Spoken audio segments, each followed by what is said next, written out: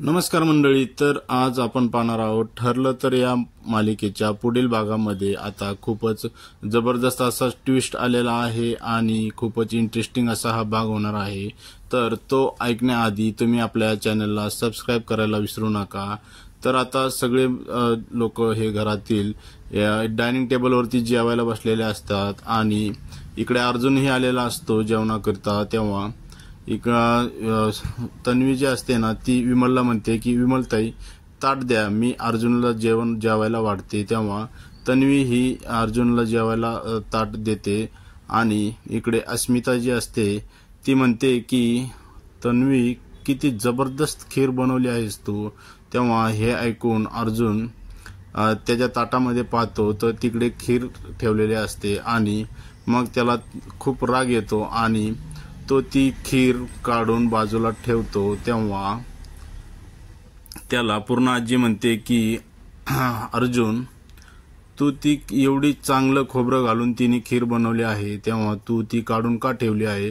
तेव्हा अर्जुन म्हणतो की मी फक्त दोनच माणसांच्या हाताची खीर खातो, ते म्हणजे माझी मम्मा आणि दुसरी म्हणजे मिसेस सायली। तेव्हा तिकडे अर्जुनचे वडील असतात, ते त्याला म्हणतात की अर्जुन तू तू तन्वीचा अपमान करत आहेस। तेव्हा तन्वी तिकडे उभा असती आणि ती हे बोलणं ऐकत असते आणि ती रडत असते। तेव्हा अर्जुन आता उठून उभा राहतो आणि तेव्हा त्याला चैतन्य म्हणतो की अरे न जेवता जाऊ नकोस। तेव्हा अर्जुन म्हणतो की नाही, मी तर जेवणारच आहे, पण मी माझ्या रूम मध्ये जाऊन जेवणार आहे आणि तो त्याचं ताट उचलतो। तेव्हा तिकडे त्याचा जो भाऊ असतो अश्विन तो म्हणतो की अरे तू हे काय करत आहेस दादा, की एवढं आनंदाने सगळे लोक इथं जेवत आहेत आणि तू असा उठून चालला आहेस। तेव्हा तो त्याला काही न बोलता उठून चाललेला असतो। तेव्हा चैतन्यही उठून त्याच्या मागे जातो आणि चैतन्यही उठताना त्याच्या ताटातील खीरची वाटी तो सुद्धा तो काढून ठेवतो। आणि आता इकडे तन्वीला खूप राग आलेला असतो आणि ती रडती असते आणि ती आता घराबाहेर निघून जाते आणि बाहेर जाऊन गार्डन मध्ये म्हणते की मला जर ह्या घरामध्ये राज्य करायचं असतं तर मी ही खीर याच्या तोंडात ओतली असती। आणि असं बोलून ती तिची चिडचिड व्यक्त करत असते। तिला खूप अर्जुनचा राग येत असतो आणि आता अश्विन तिला बोलायला घराच्या बाहेर जातो। तेव्हा ती गार्डन मध्ये उभी राहून रडत असते। तेव्हा अश्विन तिला म्हणतो की तन्वी तू रडू नकोस, त्याचं काही मनावर घेऊ नको, कारण तो आणखी सायली वहिनीच्या प्रेमामधून बाहेर पडलेला नाही आणि त्याला थोडासा वेळ लागेल। तेव्हा तू असं इकडं स्वतः असं नाराज होऊ नको आणि रडत बसू नको, आता तू घरामध्ये चल, आता आपण जेवण करू। तेव्हा तन्वी त्याला सांगते की नाही, मी आता मला आता इच्छा नाही जेवायची। तेव्हा अश्विन म्हणतो की अरे तू असं करू नकोस, तुला माहित नाही की तू रडताना खूप घाण दिसते। आणि तेव्हा तन्वी हसायला लागते आणि तो अश्विन तिला म्हणतो की आता तू जर रडलीस तर तुला माझ्या अकाउंटला 5,000 रुपये ट्रान्सफर करायला लागतील, त्यामुळे तू आता घरात चल आणि जेवण कर, मी पाहिजे तर तुझ्यासाठी रेड कार्पेट पण हातरतो। तेव्हा तन्वी हसायला लागते आणि म्हणते की चल मी येते आणि ती आता अश्विन सोबत घरामध्ये जाते आणि मनातली मनात बोलते की चला मोठ्याला नाही पण धाकट्याला तरी माझा पुळका आलेला आहे आणि असं बोलून ती तिच्या मागे जाते। आता इकडे सायली जी असते ती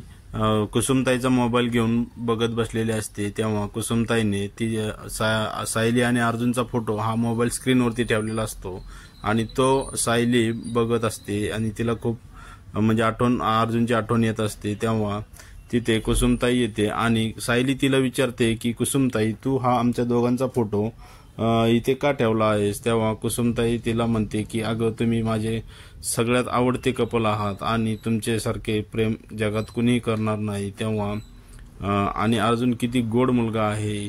तेव्हा सायली तिला म्हणते की अगं पण तू तर त्याला नाव ठेवत होतीस, ह्या आधी तू त्याला म्हणत होती की तो खूप खट्टू मुलगा आहे आणि खूपच खडूस आहे। तेव्हा कुसुमताई म्हणते की मला माहीत नव्हते की अर्जुन एवढा मनाने एवढा मोठा माणूस आहे, आणि मला आधी तेव्हा वाटायचं की हा खूपच कठोर मुलगा आहे. तेव्हा आता मला पण त्याचा स्वभाव माहीत झाला आहे, आणि तो खूप चांगला मुलगा आहे. आणि तुझी जी निवड आहे ती खूप चांगली तू निवड केली आहेस, आणि तुमचं प्रेम असंच भरून येऊ द्या, आणि अशीच मी देवाकडे प्रार्थना करेन, असं कुसुमताई सायलीला म्हणत असते.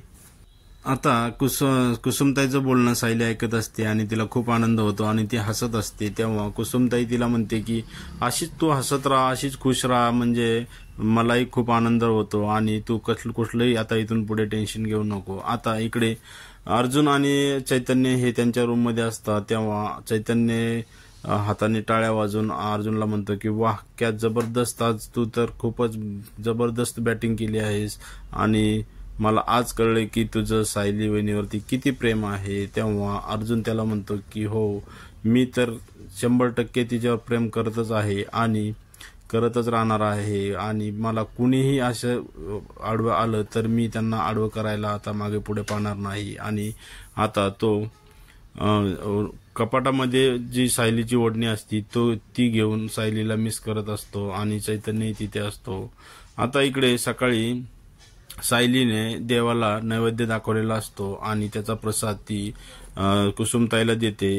आणि तेव्हा तिथे मधुभाऊ पण झोपलेले असतात. तेव्हा सायली म्हणते की अगं मधुभाऊ आणखी उठले का नाही. तेव्हा कुसुमताई म्हणते की अगं ते हल्ली खूप थकतात, त्यामुळे ते आता जास्त वेळ झोपतात. तेव्हा सायली तिला म्हणते की नाही ग, एवढा वेळ तर ते कधी झोपत नाहीयेत.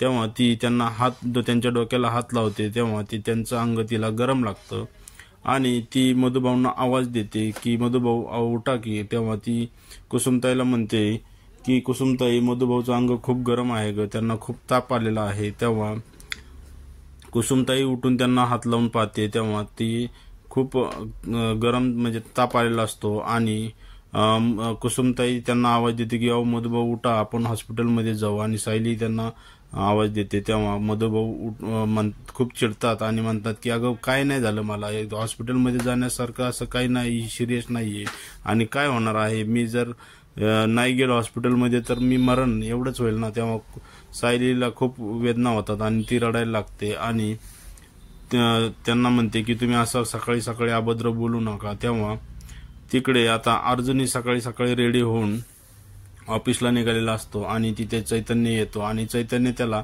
आजच्या मीटिंगचं पूर्ण शेड्यूल सांगत असतो. तेव्हा अर्जुन त्याला म्हणतो की आता आजच्या सर्व मीटिंग तू हँडल करायच्यास, कारण आजपासून मी फक्त माझं एकच टार्गेट आहे, ते म्हणजे मधुकर पाटील, आणि मी आता त्यांना कन्व्हिन्स करणारच आहे. तेव्हा चैतन्य त्याला म्हणतो की अरे वाह, तू तर प्रेमासाठी काही पण करायला तयार आहे. आता इकडे सकाळी सर्व लोक खूप मजेत, म्हणजे खूप आनंदात त्यांच्या गप्पा चाललेल्या असतात, खूप हसी मजाक चाललेला असतो की